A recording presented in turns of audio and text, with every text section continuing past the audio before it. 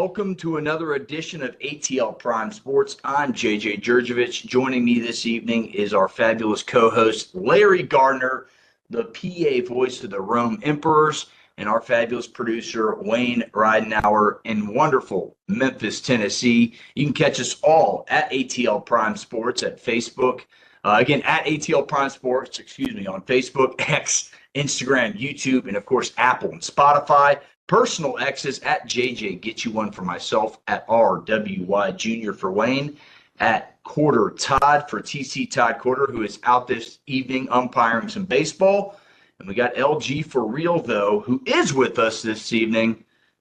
Larry, how you doing, buddy? Man, I am doing very well. Thank you for asking, sir. I'm enjoying now the migration over from baseball into football and volleyball. And before you know it, you'll blink your eyelash and it'll be right back into college basketball. So things are going wonderful up in our neck of the woods. I appreciate you asking and glad to be back on. It feels like it's been a minute. Yeah, it has. Wayne, how you doing, buddy? Well, the weather here in Memphis is starting to get a lot more pleasant. So I've been spending time out in the backyard, and most of the time I'm just sitting in the Chase Lounge watching the squirrels on the tree.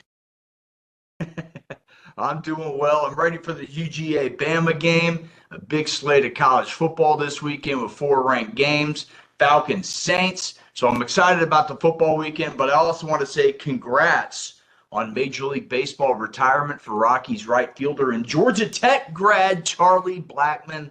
A hell of a career, a 4-time All-Star, 292 average for his career to go along with 226 dingers. The right fielder will hang up the cleats at season's end. So only about 5 more games for Charlie Blackmon in a wonderful career. What's on tap for today's show? The Dave Cohen Report makes its way back to ATL Prime Sports. Big series starts tonight for the Braves with the Mets in town and the playoffs on the line. Who's to blame for the Falcons' loss Sunday night? And we preview and pick 6 of the best football games in our Pick 6, including Bama and Georgia. Without further ado, Georgia State defeated Vanderbilt 36-32 at home and had their first bye week last Saturday. Dave Cohen joins us on the Dave Cohen Report right here on ATL Prime Sports to talk about that and the upcoming matchup against Georgia Southern. Dave, which brings me to my first question. You've now seen Georgia State beat the whole entire SEC in the state of Tennessee. Your thoughts on the 2 wins, which one meant more, and how big is this Vandy win right here, right now? Well, guys, good to see you. JJ, Larry, Wayne, great to be back on the show. And you're right, and I kind of forgot about it on the radio after we beat Vanderbilt, because already this year we've beaten Vanderbilt out of Nashville, UT Chattanooga out of Chattanooga, go back to 2019, beat Tennessee in Knoxville. The one that still keeps me up at night is in 2017, the first game that Georgia State played in the then recently converted Turner Field to what's now known as Center Park Stadium. We lost to Tennessee State in the opener. I forget the kid's name, but Tennessee State had a transfer quarterback from Florida who was the real deal and gave us fits. So, yeah, we need to play Tennessee State again so we can really claim that we own the state of Tennessee. But, yeah, what a great win for Georgia State over Vanderbilt a week and a half ago in Atlanta, the first of a home-and-home series with the Commodores. Georgia State got off to a great start, led most of the game, and then Vanderbilt came back, led by their quarterback, Diego Pavia, took advantage of an interception, ended up scoring 2 relatively quick touchdowns and took a lead and didn't leave us a whole lot of time. It was right around 2 minutes. And Christian Veyer, Georgia State's quarterback, not missing a beat, led Georgia State downfield and connected with newcomer Ted Hurst in the corner of the end zone for a touchdown. And Georgia State ended up holding on 36-32, just the second time in 15 seasons that Georgia State has beaten a Power 4 and or a Power 5. What a great way, as Coach Del McGee said, to go into an off week with a win like that, taking a lot of momentum. But on the other side of the off week, And I said this to a couple of the players and Coach McGee during interviews last week. It's an off week for us. It's not really an off week for them, other than the fact that they don't play a game on Saturday. But as far as routine and practice, they did not and have not missed a beat getting ready for their Sun Belt Conference opener, which is Georgia Southern, coming up this Saturday afternoon at Center Park Stadium. And it's, we call it State, not Southern Week. Yeah. And this will be the 11th meeting between Georgia State and Georgia Southern. Georgia State has won 6 of the 10. But as Coach McGee cautiously, optimistically pointed out today, Georgia Southern's 2-2, and their 2 losses are to Boise State, which was a shootout in Statesboro.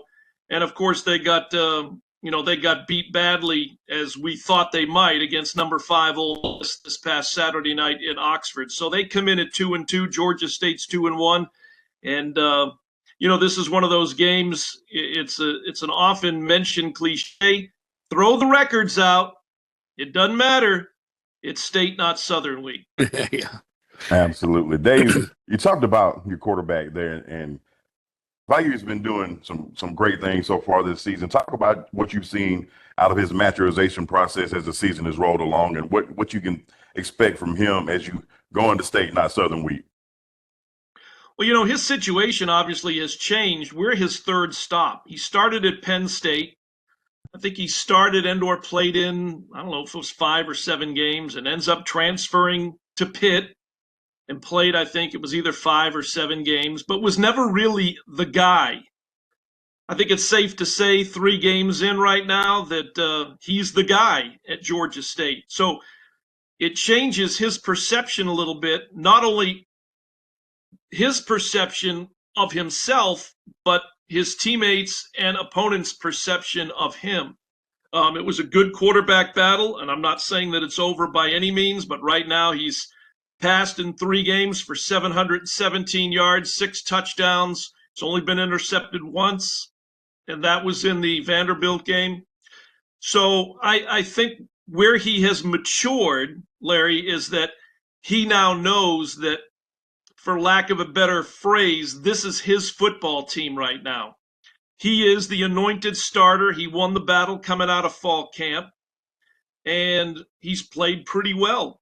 The difference that Georgia State fans have seen, 3 years of Darren Granger, who could really hurt you with his legs as well as his arm. And by the way, Darren is back with the Winnipeg Blue Bombers, along with former Georgia State great receiver Penny Hart.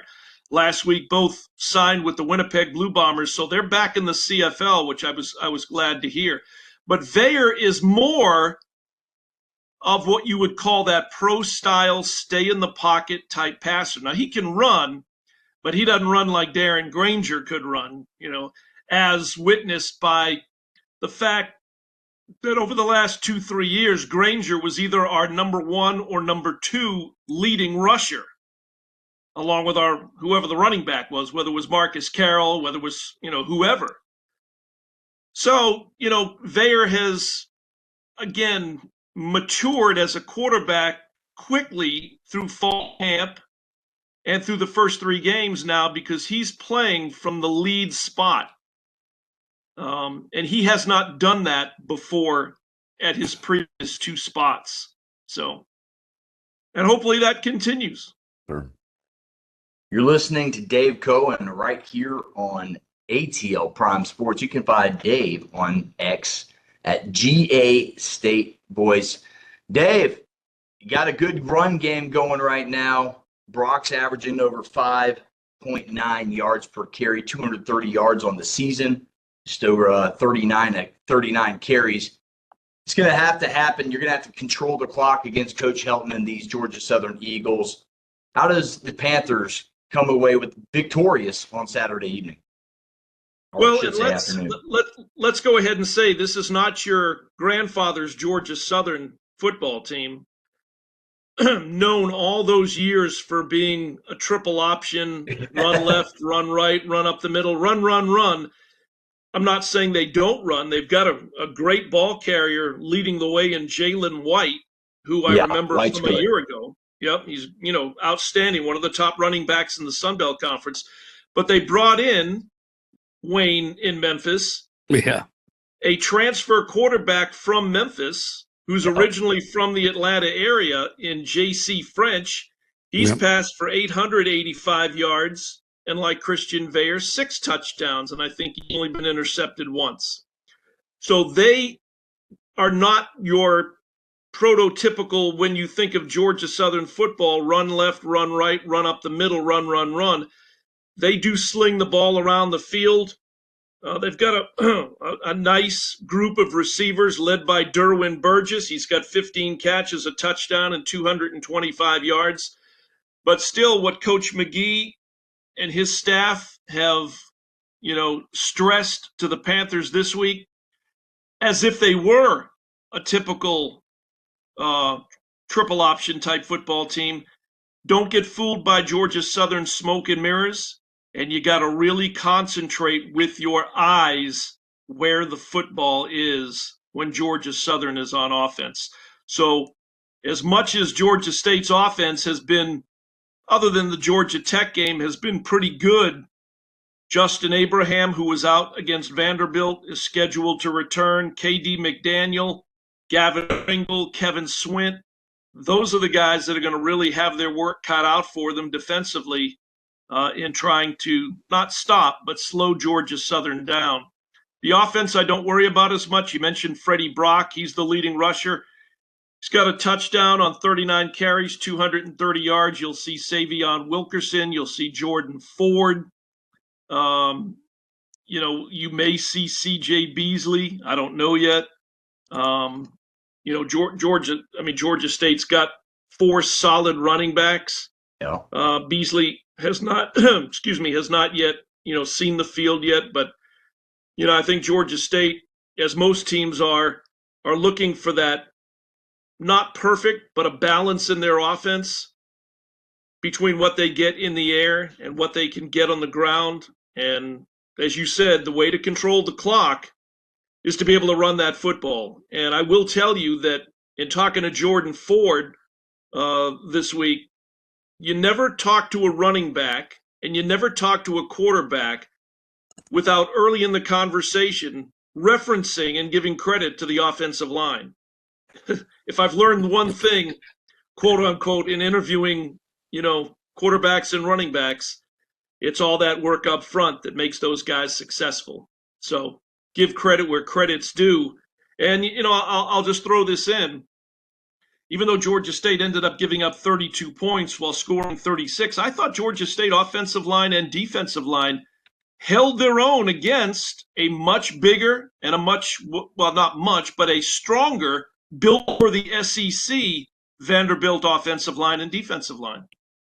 Yeah. Go ahead, Mike. Go ahead. I wanted to go back to the you had mentioned this new pipeline that seems to be developing between Georgia Southern and Memphis. That used to be more of a Georgia State Memphis pipeline for a lot of sports, but I guess now Georgia Southern seems to be getting our attention. Well, they got one of your quarterbacks, and you would know better than I. Did J.C. French figure into the quarterback battle at Memphis? I'm assuming maybe not, and that's why, when offered, made the decision to come back to the state of Georgia and play at Georgia Southern. Yeah, well, he wanted to start, and they could see that Hennigan was nowhere near going to be a second-string player. They knew they had something special with him, so they just stuck with it. Right. Well, he's found a home in Statesboro. Yeah. And like I said, I gave you those numbers. Again, they're 2-2, but realize one is a loss on the road at Ole Miss last week, 5th in the country. And then they hosted Boise State down in Statesboro. I think it was 50-something to 40-something was the final score. It was a shootout. Yeah, a lot of points were scored. Georgia Southern just didn't score enough. And, Boise State obviously is pretty good as well. And kudos for Boise State for getting on the airplane and making that long flight to Savannah and then busing over to Statesboro and playing Georgia Southern on the road. Yeah, I'm slipping the name on the running back from Boise State, but boy, he's in the early season Heisman talk because of the performance he had against Georgia Southern, one of them. So It starts with the J, and it's slipping my name, but he had a heck of a performance. Larry, Wayne, any final thoughts for Dave here? Just one. No, I think it's it. Just one, Dave. I got one for you. You talked about just how Georgia State's offensive and defensive line. A lot of times you want to get some traction. You got to get it done in the trenches. And when you're playing a team that is used to being so one-dimensional as Georgia Southern used to be, that has now developed a passing game parameter, so to speak, with a couple of different receivers. What do you think one of the key points is going to be able to control that clock, get that running game going, try to dominate up front so that you can kind of, for lack of a better term, impose your will upon that Georgia Southern Eagles defense? Well, I think one of the things that Coach McGee and his staff it'll always be a work in progress, but there are a number of new faces that comprise the starters and the two deeps in Georgia State's offensive line. So I would say so far so good. They held up and looked pretty good in the Georgia Tech game, other than that one miscue centered a quarterback snap that ended up as a turnover, but that was the first game. I thought they looked pretty good against UT Chattanooga in a little bit lower scoring game. And like I said, I thought the offensive line held its own in the Vanderbilt game. It is going to be running back by committee, though. You're going to see Freddie Brock. You're going to see the other guy that I didn't mention was Michael Dukes, the transfer from Clemson in South Florida. Right now, he's the third leading rusher and averaging about 7.6 yards. He can also flare out as a wideout. But between Dukes and Brock and Savion Wilkerson and Jordan Ford, and again, potentially, depending upon what the situation allows, C.J. Beasley, the former running back at Coastal Carolina.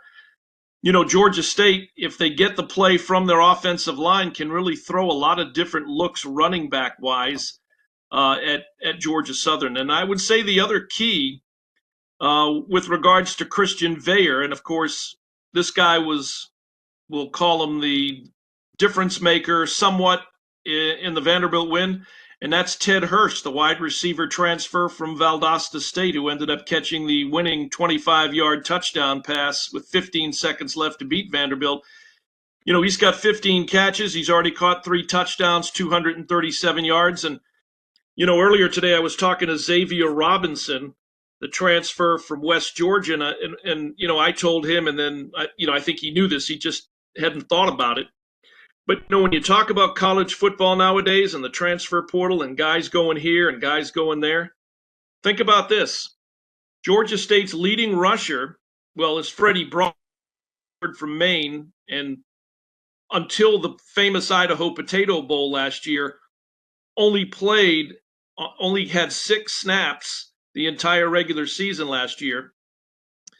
But your leading wide receiver is a transfer from Division II Valdosta State. Your leading tackler on the defensive side is now Xavier Robinson, who started out at Shorter University in Rome, Georgia, where Larry is, transferred to West Georgia, both schools in the Gulf South Conference, and for his final season of eligibility, he's in Atlanta, where he's from, playing at Georgia State. So you never know where these guys are going to rise up to the occasion from. We got 2 Division II players that are leading 2 different categories, big ones, receiving and tackles, on this year's Georgia State football team through 3 regular season games. Yeah, I made that comment to Todd. I said the group of 5's quickly catching up at the Power 5 because of that transfer portal. These guys want to play, and it goes really to all 3 divisions. You saw last year Missouri and Eli Drinkwitz go to Division II, get Caleb Schrader, who comes in and leads the SEC in rushing. And now you got one of the Sun Belt leading rushers goes to Missouri. So it just happens, and it filters at all levels, and it's really catching the group of 5 up to the Power 5 conference, in my opinion. And your thoughts on that, Dave, and we'll let you go. How close is the group of 5 to the Power 5, Power 4, whatever you want to call it, with the Mountain West in limbo? I'm still calling it the Power 5. But how close do you think the G5 is to the Power 5? I think with the transfer portal, it's getting pretty close. We've seen a lot of upsets. We've seen Northern Illinois win. We've seen Georgia State beat Vandy. We've saw JMU put 70 points and beat UNC. I think the group of 5 is not that far behind the Power 5 and the bottom tier teams. Now, of course, Georgia State versus Georgia, we're not going to compare that today. But I think the teams are very close with that transfer portal. Your thoughts on that? Well, I'll tell you how I see it. I think if you take the top 25 at the FCS level, most of those teams could come in and compete at the group of 6 level tomorrow. And I call it the group of 6 because when the dust settles and the Pac-12 has their 8 schools, they're not going to go back to being a Power 5. You're going to have the Power 4 and the group of 6. And we'll see how the Mountain West is able to maintain its conference when the dust settles, because they're the ones getting rated at the expense of the Pac-12. But the difference in the top 25 or the top 20 in FCS and group of 5 is less. I mean, they're closer to being able to compete than, like what you said, a group of 5 having to go into Bryant-Denny Stadium or go into Athens, Georgia, or go into Neyland Stadium in Tennessee now, or go into Oxford, Mississippi, or any of those Big Ten schools, the Big House or Ohio State.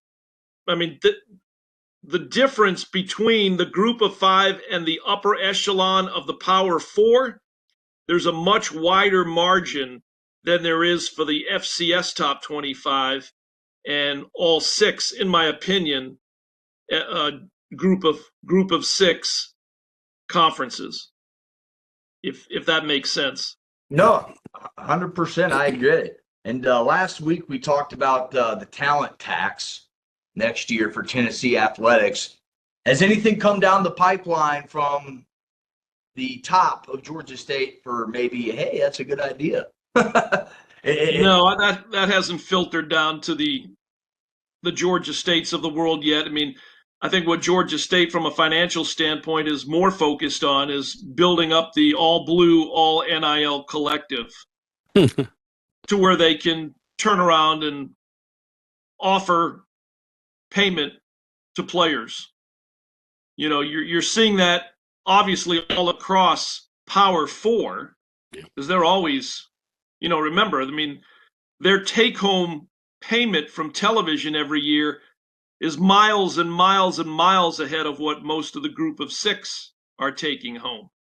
With Texas and Oklahoma now in the SEC, the reports that I saw when that was announced was that the next SEC TV contract would pay each school in and around $70 million, up from $50 to $55 million. The Sun Belt, on average, if you want to round up, is about $2 million per school. Maybe a little less.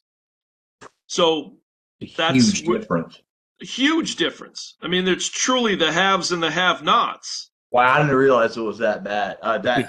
That wide of a gap. Everybody is just chasing television contractual dollars. That's what they're chasing. And that's why I said, in talking to Wayne off air, we were talking about the announcement Memphis and 3 or 4 other schools, UT San Antonio, Tulane, I think there was one other, announced they were not going to leave the American and go to the Pac-12. Well, that's a smart move. The Pac-12 doesn't have a TV deal yet that they can say, okay, if you join the Pac-12 now, your annual television take-home check will be this. They don't know what it's going to be. So why would you leave the American, which is currently paying about $7 million per school per year, to go to a brand new, newly reformed Pac-12 where you don't know how much you're going to get? What if you made what if Memphis leaves, they leave $7 million a year to go to a new Pac-12 and it's going to be $3 million a year? Well, then they've left $4 million on the table simply to change conferences. That's not good business. And a huge travel budget as well. Exactly. Yeah, it's crazy. USC is traveling over like 16,000 miles alone just for Big Ten play. It's absolutely absurd. Well, and remember, these decisions are made based on football. Yeah. They don't Yep. really take into account men's and women's basketball, baseball, soccer, volleyball, tennis. What about those guys? What about those student athletes? They're on airplanes too. We've talked about it. Larry and I have talked about it. These and they're already on TV. I was watching one last night. It was Stanford and Georgia Tech women's volleyball. Mm-hmm. Georgia Tech was in Stanford. It was on live at 1:30 in the morning. Still on. Do you think they traveled out there by Conestoga wagon? No. Led by a team of horses? Yeah. They're on airplanes too. It's unbelievable. It's unbelievable. Well, Dave, that wraps us up. Thanks for coming on. Tell our listeners real quick how they can catch your voice on the state, not Southern game this weekend. All right, well, this will be a nationally televised game on ESPNU, but we'll be on the radio side on our 50,000-watt flagship, 88.5 FM WRAS. Also online at WRAS.org, WGTJ 97.5 FM, 1330 AM, Gainesville, Georgia, and across North Georgia. They're also up and running on TuneIn Radio and the TuneIn Radio app. And then online at lowcountryradio.com, a great website out of Savannah, Georgia, that's been on our broadcast network now for the last couple of 3 years. And so whether on radio, via the app, the GSU Athletics mobile app, there's a great app, by the way, called Radio Garden. It's a free app, free download. If you're a radio guy like I am, I invite you to download it. It's a lot of fun. If you like to listen to different radio stations across the globe. But in Atlanta, it'll be our 88.5 FM WRAS. And looking forward to having folks tune in. And hopefully Georgia State plays well in the 2024 version of hashtag State Not Southern. That's right. Well, we're pulling for you, Dave. Again, folks, you can catch Dave Cohen, the voice of the Georgia State Panthers, football, baseball, and basketball, on Twitter at GA State Voice. Go Panthers, Dave, and we'll be listening to your call on Saturday afternoon. Appreciate it. We'll see you guys hopefully next week.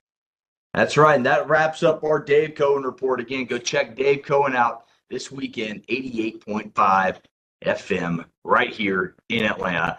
Folks, let's continue on. We'll talk, we'll go from college football to a little Major League Baseball. The Braves enter tonight's series with the Mets, 1.5 back of the Arizona Diamondbacks and 2 behind the New York Mets.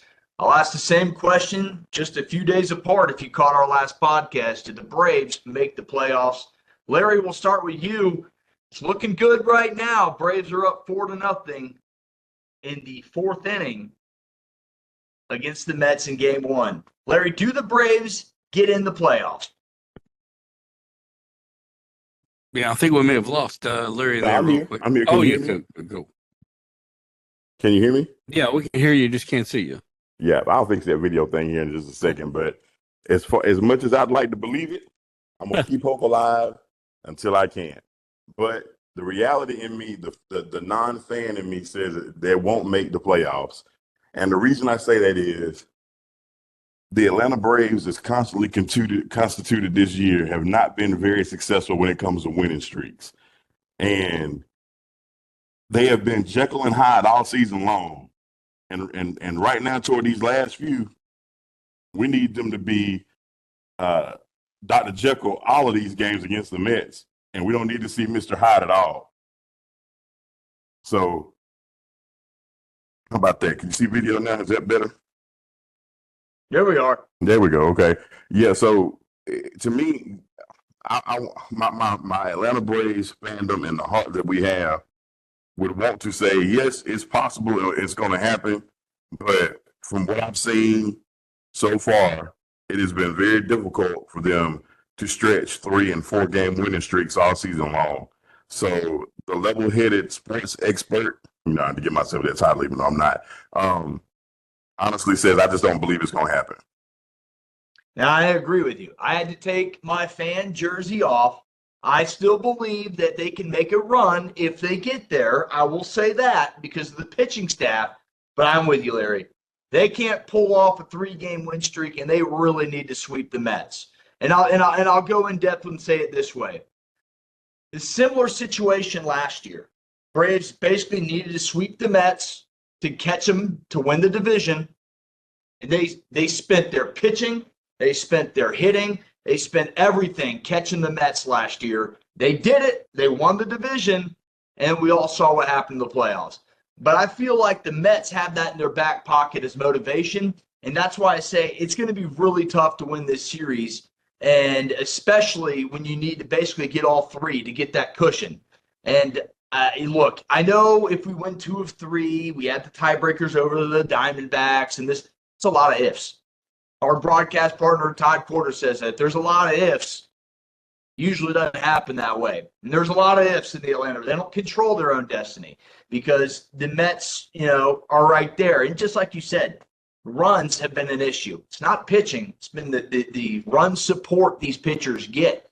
You expect Fried to go out there, in the opening game series against the Marlins, which you really needed a sweep. You salvaged it getting 2 or 3, but you give up 4 real quickly, and you're down. And we all know as Braves fans this year, if they get up 3 or 4 to nothing, we haven't come back from one of those almost. I think it's been done once this season, maybe twice. And so I'm right there with you. I have to take out the fan and put it on the table and say, I truthfully believe the Braves won't make the playoffs. But I'm going to spin that and say, going into next year, they're going to have a chip on their shoulder. Mm-hmm. And it might be a little bit more motivating for next year because another blow came by today. Austin Riley shut down for the 24 season. Yep. And to me, that was huge because if you did get in, you got another bat and you got a great glove at third base. You're not getting that back. And Ozzie Albies is on one side of the plate, and we all know he's a better left-handed hitter. And it's just not adding up. There's a lot of ifs. And I got to take the fan out, set it aside, and be honest with our listeners and have to give you an honest answer. I don't think the Braves make the postseason. If they did, it would be pretty wacky and wild because they do have the pitching staff in a playoff series to do the unthinkable, like the Diamondbacks, the Phillies. So we all know if you get in, anything can happen. But I'm with you, Larry. Wayne, you want to comment real quick? You think the Braves get in, yay or nay? Well, I was kind of leaning that they would get in and, lose in the wild card. But with this Riley thing, it makes me feel like now they may not even get into the wild card. Yeah, and I was listening to 680. Larry, you're baseball PA announcer. You've seen a lot of baseball. I'm a big baseball guy. If you listen to this podcast, it's my favorite sport. It's just, to me, when you're in the locker room and you're looking around, and Larry, I would let you get you've lost Acuna, you've lost Strider, you've lost Riley, you've lost Albies. And again, he's not even 100% back yet. You look around your team and you go, man, I love Kayvon Biggio's attitude coming here for a couple games, just getting the bats. And it's not your team. And deep down in your heart, and again, Greg Buck Blue said this on 680, deep down in your heart, your guys aren't there. So competitively, it's here. It's all here. And so I just don't know. Larry, your thoughts on that real quick, and we'll get into the NFL real quick. Yeah, no, man, not a problem. It's to me, if they're going to take this week and propel it into a playoff berth, there's 2 people on this roster, really 3 if you want to be honest with yourself. There's 3 people on this roster that need to step up and take the reins and kind of be like what Smokes, Glavine, and Maddox were in the 90s. And it starts and finishes number 1 with Matt Olson. He's going to have to be the guy that says, hey, listen, this is what needs to happen. Number 2, Chris Sale. And he's got the attitude to make it happen. Yes. And number 3, the least likely of the trio is Travis d'Arnaud, because he's been with the franchise long enough to can tell you the highs. He's seen the good, the bad, and the ugly. So if they need somebody in the locker room to motivate them to go out and get this done, those are the people that are going to be the ones that need to step up and snatch one, and say, listen, this is Fan Appreciation Week at Truist. If we're going to go out, let's go out swinging, no pun intended, because even in the midst of all that's been done, JJ, look what we've seen over the last couple of weeks. Look at the run scores that you were able to put in through Cincinnati. Look at what you're able to do in the midst of, even when you know you needed to do something and you came up short. We've seen even with the Ursulas and with the Orellanos, man, we've seen them come through with run support. It's just like when Sale gives up one earned run, strikes out of 11, they get one hit through 9 innings. And then when Freed comes through and he can't do it, then they want to score 11 or 12. You know, they can't get the good pitching and the good hitting on the same page at the same time when they need it. And that's what I'm saying. I think the competitive mentality the Braves have is just all over the place. It's so it's so split personality, and I'm right there with you, Larry. They haven't been able to get both of them on the same page for a 4 or 5 game stretch since they lost Acuna, and that's just the honest truth. So I think we all stand there. It's in limbo. Marcell Ozuna did just whack one over the right field wall, so it is 5-0 as we're recording this, folks. But we'll see. Anything can happen. Side note, Detroit Tigers, Parker Meadows, Grayson Grad, local guy, really carrying that team. Pretty interesting story. Figured if Todd was here, we'd talk about it a little bit longer. But Detroit Tigers, they control their own destiny, and they make the playoffs, being 8 under 500 just a short month ago. Mm-hmm. So unbelievable how the tides turn in baseball, and that's one of the reasons why I love the sport. Well, folks, let's get from Major League Baseball to the NFL. Then we'll get our pick six. Falcons lost in dramatic fashion to the Chiefs at home Sunday night. Tell me if you've heard that one before. Yeah. Who's to blame for this loss, Larry? And what do you expect to see from the Falcons moving forward, real quick? 60-second answer. The blame falls on Zach Robinson, because you've seen what the Kansas City defense, they blitzed you almost every play because they knew Kirk Cousins couldn't move. Why in the world would you continue to run the stretch run play to the outside? Yeah, outside. You out all night long. Even an 8-year-old playing Madden on Xbox or PlayStation would have enough common sense to understand that if they're attacking you through the outsides and they're sending 7, 8, and 9, and eventually you're going to have to do things to utilize a Coach Yost's speech from Remember the Titans. Look, Boone, you got to hit them with something they ain't seen before. He knows what you're doing. And Zach has not come up with the scheme to be able to use what talent he has in the toolbox to scheme against these people with these defensive lines. And we've seen it 3 weeks in a row.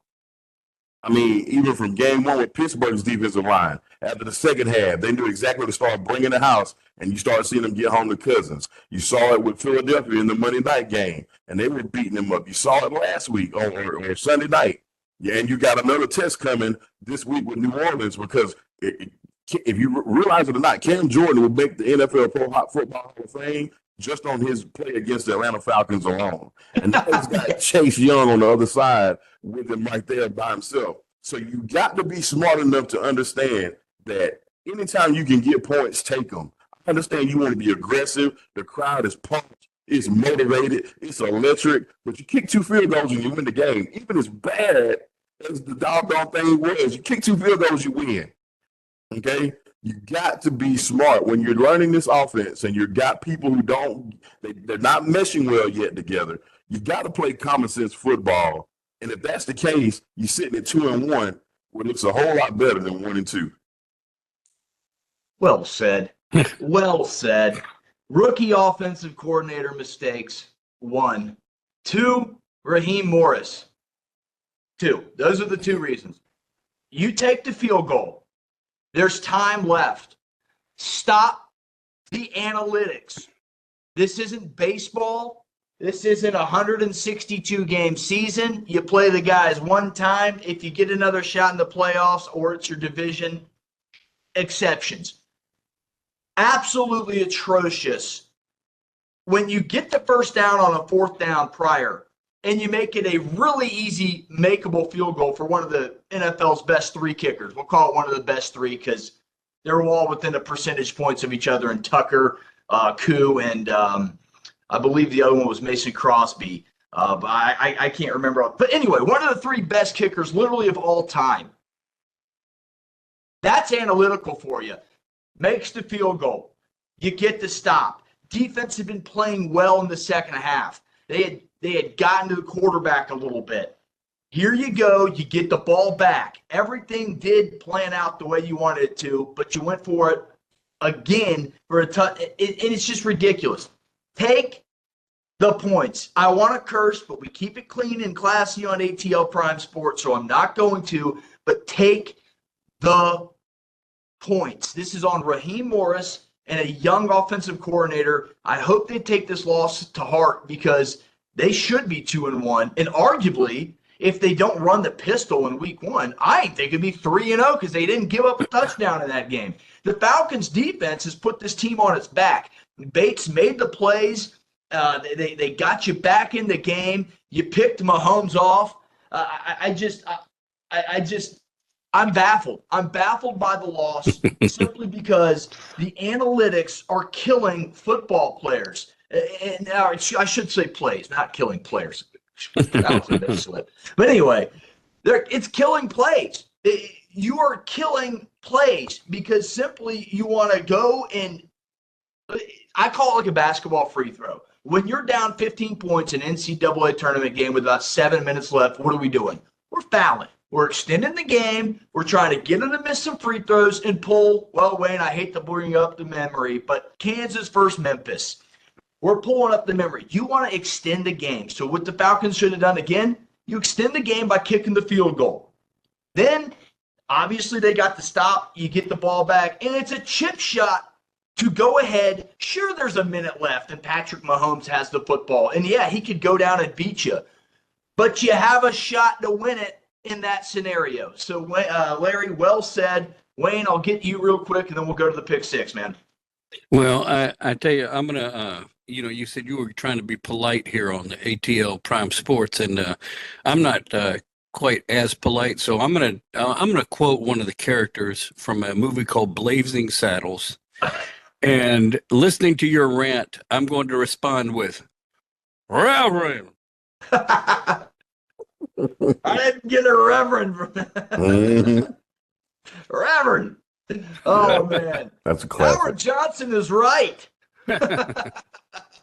I ain't seen that in years. What a classic movie. Well, folks, guys, any final thoughts on that debacle Sunday night, Larry, Wayne?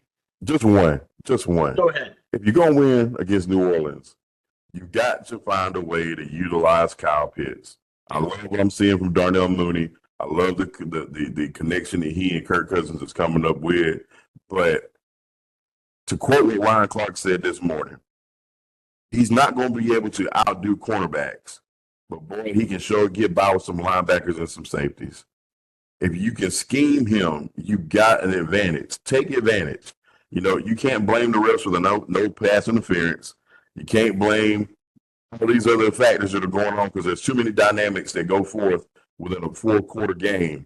But 2 things that they've got to really work on. You've got to move the chains on 3rd down, and you've got to get Kyle Pitts to football. I love what Drake London is doing thus far, but y'all don't laugh at me. Ray McLeod is 5'2" in heels. Yeah. There is no reason in the world he needs to be the lead blocker on a wide receiver screenplay. That to me is, I would much rather take a Tyler Algier that is a bowling ball and can get me 2, 3, 4 yards when I need him to, than to try to put Ray McLeod on the outside trying to block half of the Kansas City defensive secondary and throwing the ball to Darnell Mooney expecting him to make a play in space. It's just not going to happen. Yeah. Yeah, it's unbelievable. Unbelievable. And they need to be 2-1. They need to be reminded that lateral yardage towards the sideline does not count towards the first down. Isn't that the truth? Golly, the life of a Falcons fan. Folks, we moved from the NFL to the pick 6. We picked 6 football games.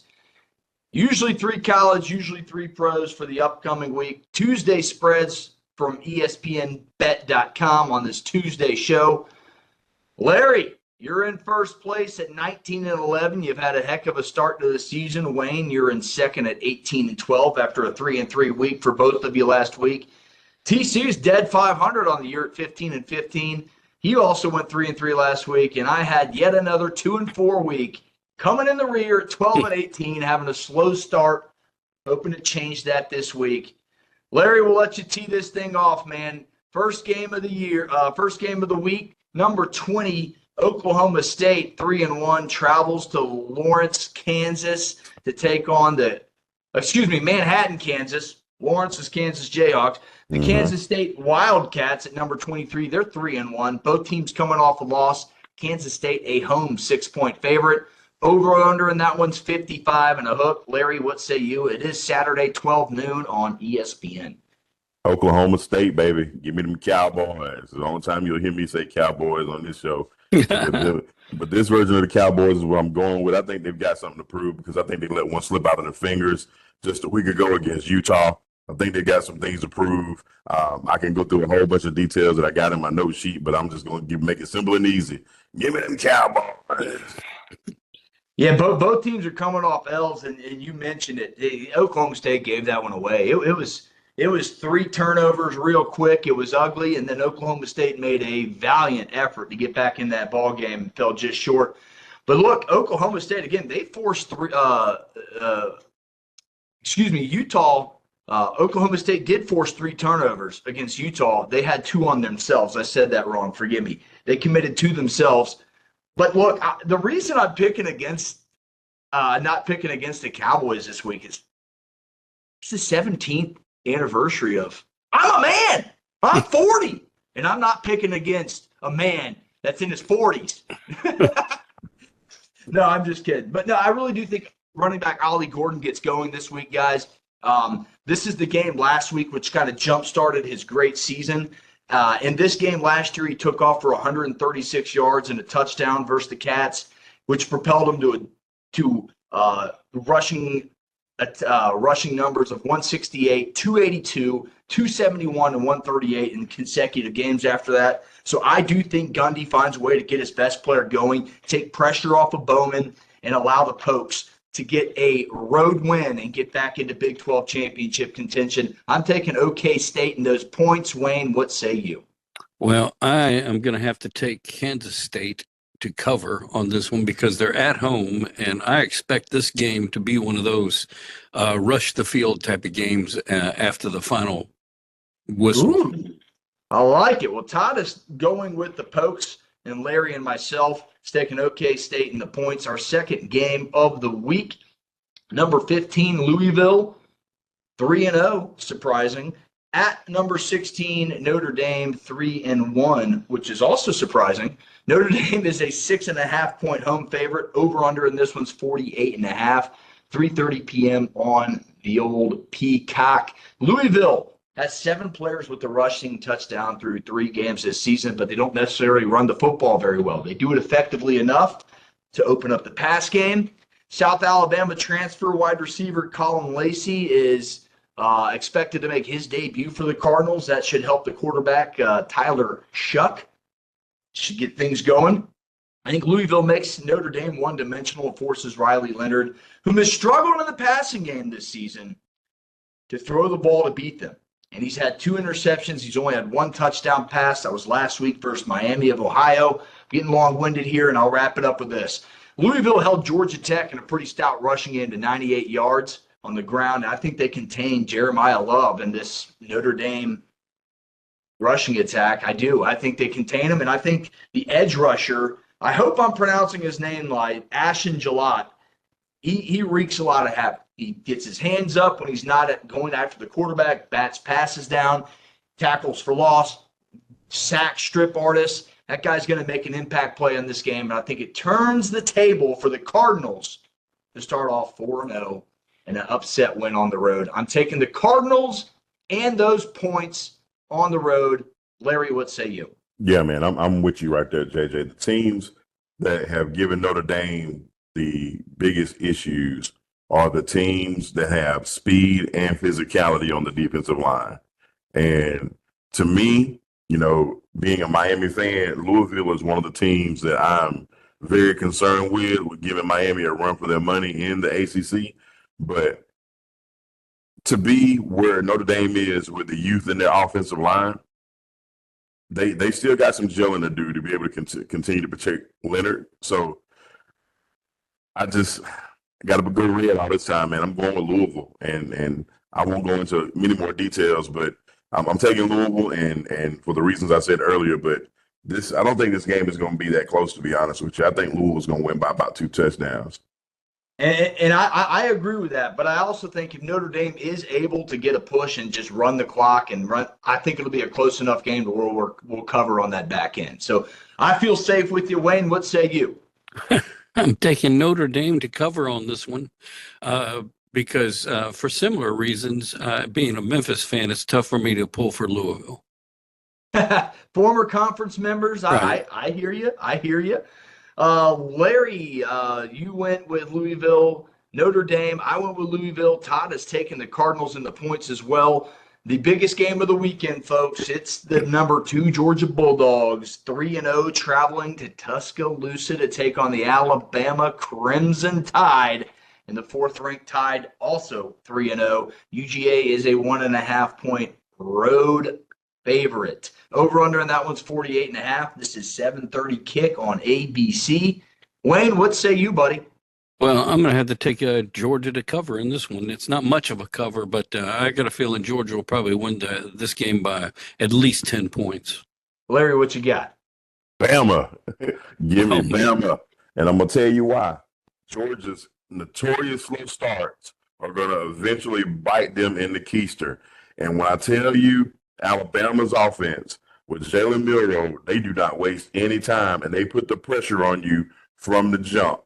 Georgia can't afford to go down 14-3. They can't afford to go 21-10 because playing catch up in Bryant-Denny Stadium at Saban Field is not for the weak. It is not for the faint of heart. And I know Kirby's been preaching everything that they've been doing, but I'm telling y'all, I think this is where Georgia's regular season streak finally comes to an end.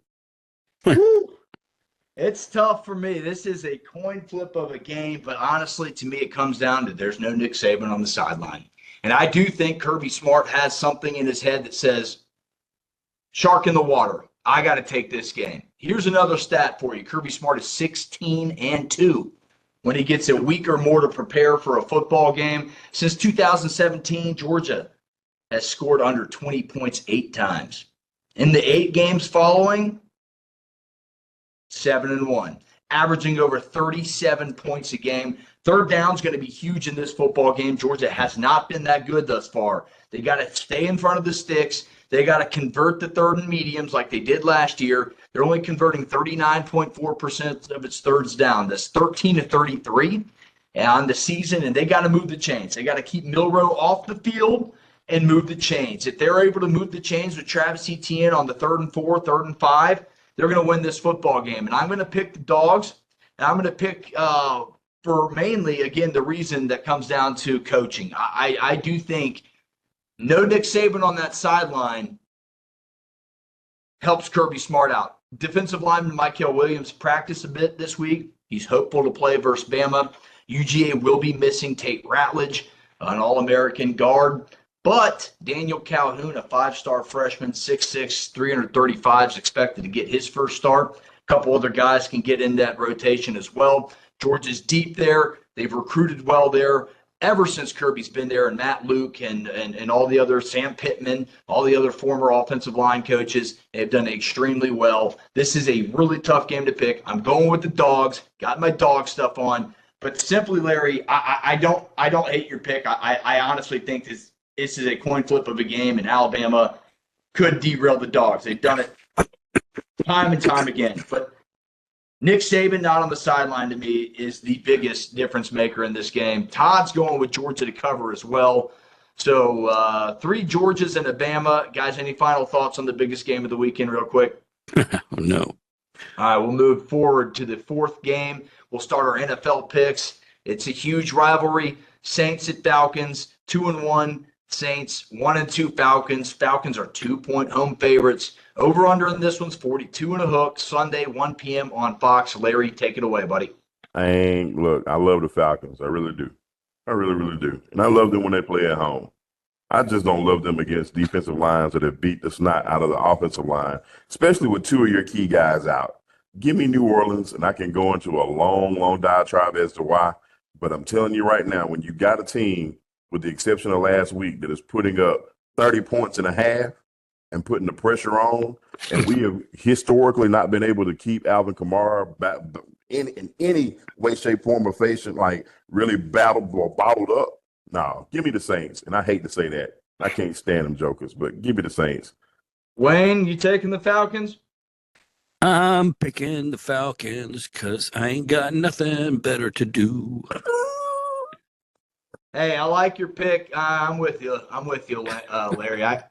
My heart was hurt after last week. I went out there, wore it on a sleeve, and said they're gonna lose by last second field goal to Bucker and cover the points at least and make me happy. No, I was ticked off. I was ticked off because they didn't take the points, and I'm tired of the analytics. And the Saints offense comes into the week ranked second in the NFL, 34 points a game. They're fifth in defense, 14.7 points a game. And all this is adding up to, well, the Falcons are at home. They suck at home. They're 26-31 since the building's open. I've got to go with the Saints. And honestly, I think the Saints are going to hit us in the mouth because I thought the Falcons were ready to play football this year. We made all this hoopla in the offseason. And honestly, guys, I don't even know where the Falcons stand as a football team. They don't use Kyle Pitts. They throw the ball to Darnell Mooney. It seems like nobody else until the red zone. Then Drake London comes in.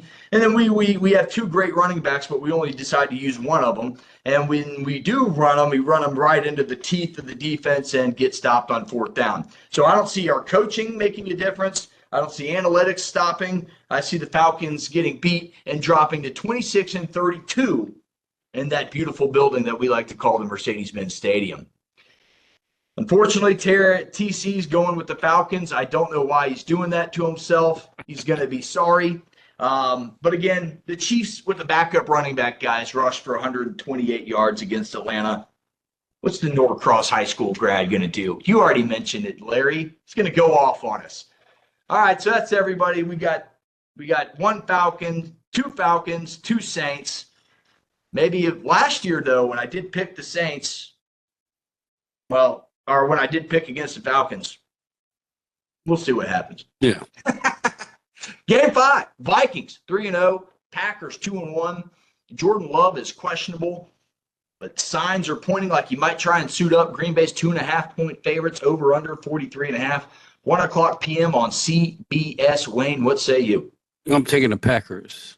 Packers at home. Yes. Packers cover. Larry, Right. What you got? I'm taking the Vikings.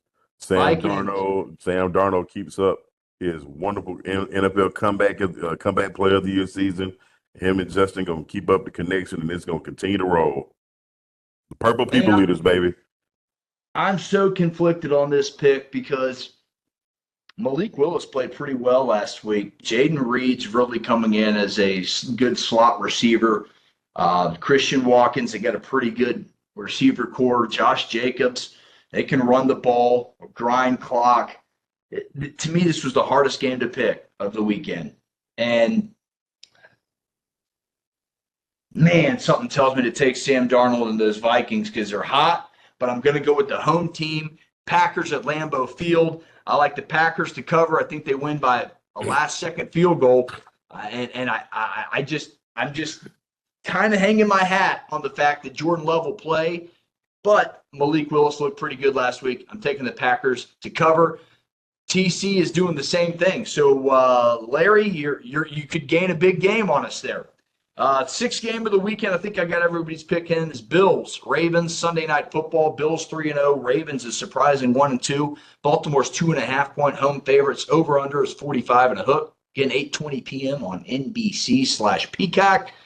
I'm going to go with the Bills. I think they have done extremely well moving on from Stephon Diggs. James Cook has come into the starting running back role and really taken off. Josh Allen seems to be spreading the ball out to everybody. Keon Coleman got his first touchdown last week, the second-round draft pick out of Florida State. And I think they're starting to really move that offense. And I really like to see Josh Allen pull away and win that division going away. So I think this is a big step in that direction. I like the Bills on the road plus the points. Larry, what say you? My heart wants to say Baltimore, because every time Lamar Jackson and Josh Allen battle, Lamar and the Ravens usually come and find a way to pin him up and come away victorious. But I think this year is going to be different, man. Give me Buffalo. Give me Buffalo, and for various reasons that you mentioned. But two really big time reasons is Ed Oliver and Von Miller both being healthy at the same time. And I don't think Baltimore has found a way. I saw a little bit of it last week against the Cowboys, and then they stopped. But I don't think they utilized Derrick Henry enough in that offense to make what Lamar's skill set is that much more versatile. I mean, God, I'd love to be an offensive coordinator and have them two as my quarterback and a running back and be able to do the things that they can do skill set wise. But Josh has just been too good so far. He hasn't shot himself in the foot as he's been doing in years past with committing the stupid turnovers with the interceptions. And we saw just he's to me, he's one of the top 3 quarterbacks in the league, and it's not even fair. But give me Buffalo, and I won't go into too much of a long analysis about why. You can go long. It's all right. We're having fun with it.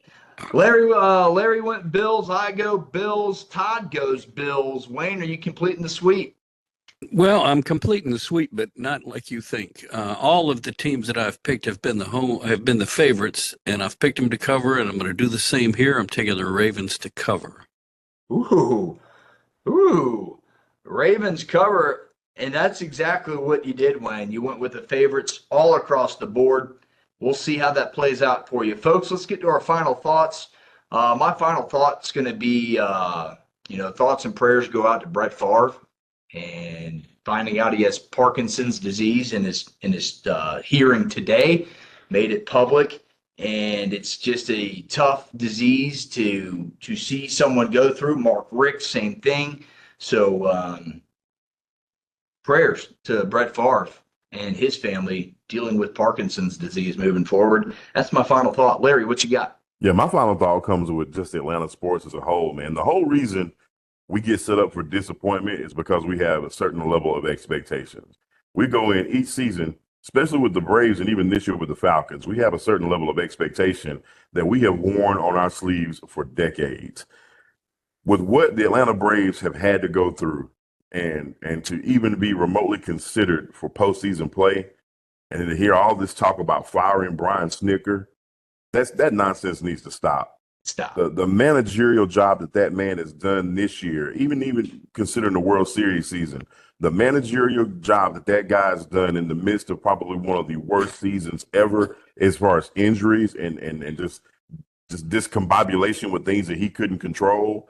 Look, I just want to personally say, Coach Snitker, Manager Snitker, you have done an amazing job with that team.